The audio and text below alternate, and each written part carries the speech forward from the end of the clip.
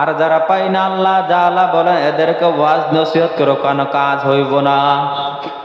এদেরকে যতই ওয়াজ করো এরা কোনো কাজ আসবে না, কারণ খতামাল্লাহু আলা কুলুবিহিম ওয়া আলা সামিইহিম ওয়া আলা আবসারিহিম, আমি তাদের অন্তরের মধ্যে খতম মারে দিয়েছি, সারা জীবনের জন্য দরওয়াজা বন্ধ করে দিয়ে সিল মারে দিয়েছি।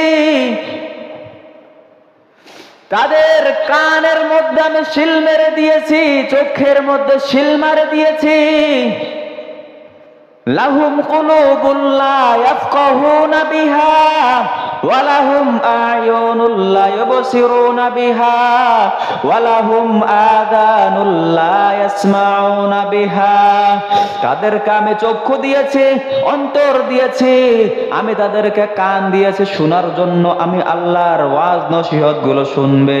আমার নবীগুলো দুনিয়ার মধ্যে গেছে, এদের কাছ থেকে হেদায়েতের বাণী শুনবে, আমি আল্লাহকে খুঁজে পাবে না। রে বান্দা, তারা শুনেও না শোনার বান করে থাকে।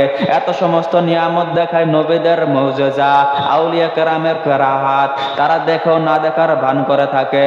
আবার তারা যখন ভাবে আমি আল্লাহকে খুঁজে পেয়ে যাই, যে না না আল্লাহ ছাড়া তো কেউ নাই, তখন তারা ভাবেও চিন্তা করেও না ভাবার ভান করে, বুঝেও না বুঝার ভান করে থাকে।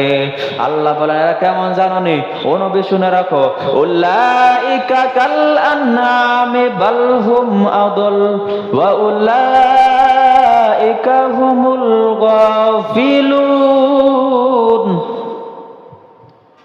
এরাই হলো চতুষ্পুষ জানোয়ারের চাইতে আরো খারাপ, এরাই হলো সীমা লঙ্ঘনকারী, এরাই হলো গাফেল।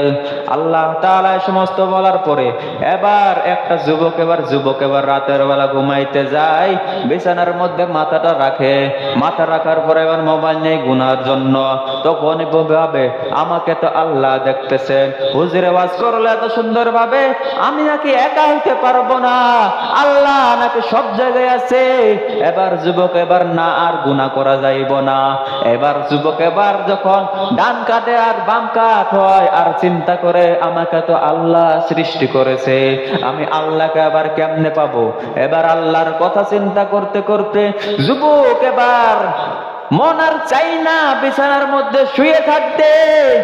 যুবক এবার অজুখানায় গিয়ে অজু করে যাই নামাজটা বিছানার নিচে বিছাই দিয়া আল্লাহর দরবারে দুরাকাত নামাজ পড়ে দুটা হাত এবার উঁচু করে দিয়া আবার চিন্তা করে আর দোয়া করে, মাবুদ আমি বড় গুনাহগার গো আল্লাহ।